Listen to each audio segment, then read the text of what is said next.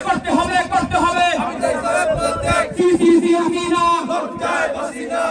আপনারা জানেন আমরা আজকে বাংলাদেশ হাইকমিশন লন্ডনস্থ বাংলাদেশ হাইকমিশনে উপস্থিত হয়েছি যে বাংলাদেশের লন্ডনস্থ হাইকমিশন নবনিযুক্ত হাইকমিশনার আবিদা ইসলামের পদত্যাগের দাবিতে। আমরা কেন আবিদা ইসলামের পদত্যাগ দাবি করছি? কারণ আবিদা ইসলাম হচ্ছেন ফ্যাসিস্ট আওয়ামী লীগের একজন দূষর এবং উনাকে একটা মিশনে পাঠানো হয়েছে এখানে। কারণ বাংলাদেশের যে ইন্টেরিয়ার গভর্নমেন্ট আছেন পররাষ্ট্র উপদেষ্টা, জানি না উনি কার সারভাইভ করতেছেন। কারণ উনি যদি বাংলাদেশের ছাত্র জনতার যে অভ্যুত্থানের পক্ষের হতেন তাহলে তিনি আবিদা ইসলামকে এখানে অ্যাপয়েন্টমেন্ট করতেন না।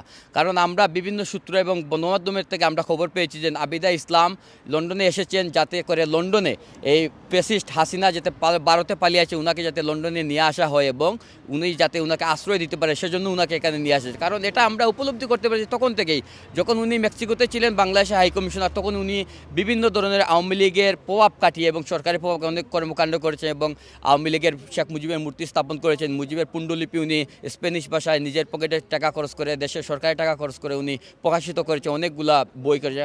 উনাকে যখন লন্ডনে অ্যাপয়েন্টমেন্ট করা হয় তখন দেশ বিদেশ এবং বাংলাদেশে তথা বিভিন্ন মিডিয়া, সামাজিক ব্যক্তিত্ব এবং রাজনীতিবিদরা উনার বিরুদ্ধে আওয়াজ তুলেছিলেন, উনার প্রতিবাদ করেছেন যাতে উনি এখানে অ্যাপয়েন্টমেন্ট না করেন। উনি হচ্ছেন আওয়ামী লীগ হাসিনার ফ্যাসিস্ট দূষর। আমরা এটা আপনাকে প্রথমে দেখাতে চাই। আমরা এখানে এসেছি আজকে, আপনারা জানেন স্ট্যান্ড ফর হিউম্যান রাইটসের আমরা সদস্যবৃন্দ এবং আমাদের মধ্যে আরও যোগ দিয়েছেন আমাদের অন্যান্য বিভিন্ন মানবাধিকার সংগঠনের নেতৃবৃন্দ, বড় ভাইয়েরা।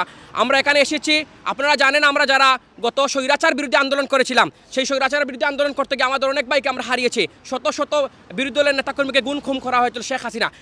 সেই শেখ হাসিনার পেতেত্তা, শেখ হাসিনার পায়ে সালাম করে যিনি আওয়ামী লীগের সময় যিনি সে হাইকমিশনার হয়েছিলেন, সেই হাইকমিশনারকে কেমন করে এই বাংলাদেশের বর্তমান পররাষ্ট্রনীতি উনাকে এই হাইকমিশনার আবিদা ইসলামকে এখানে নিয়োগ দেয়। আমরা এখানে এসেছি, আমাদের বক্তব্য বেশ স্পষ্ট।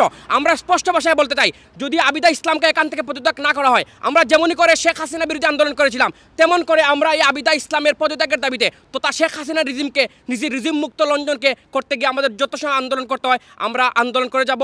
আমরা এই স্বাধীন এবং সর্বমুক্ত বাংলাদেশে কখনো ইন্ডিয়া র এবং ফ্যাসিস্ট হাসিনার কাউকে দেখতে যাই। এতএব আমরা অনতিবিলম্বে আবিদা ইসলামের পদত্যাগ দাবি করছি। ধন্যবাদ আপনি সবাইকে।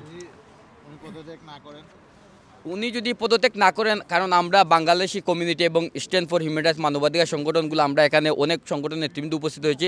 আমাদের সংগঠনের সাধারণ সম্পাদক সৈয়দ মিনহাজুল আবদিন রাজা একটা আলটিমেটাম দিয়েছে, আমরা আগামীতে আরও কঠোর আন্দোলন সংগ্রাম করবো এবং আমাদের কমিউনিটির মধ্যে আমরা যাতে উনাকে পদত্যাগের জন্য আমরা জনমত গড়ে তোলার ক্যাম্পেইন করব। আমরা আরও কিছু জিনিস বলতে চাই। আপনারা দেখেছেন গত কিছুদিন ধরে বাংলাদেশে গুপ্ত হত্যা হচ্ছে, বিভিন্ন রাজনৈতিক নেতাকর্মীদেরকে নিয়ে খুন করে দেওয়া হয়েছে। আমরা এখান থেকে মানবাধিকার সংগঠনের কর্মী হিসেবে, আমরা শেখ হাসিনা বিরোধী আন্দোলনের কর্মী হিসাবে আমরা বলতে চাই বাংলাদেশে একটি অবাধ, সুষ্ঠু এবং নিরপেক্ষ নির্বাচন দেওয়া হোক যাতে করে আমরা আর কোনো ভাইকে প্রাণ হারাতে না হয়।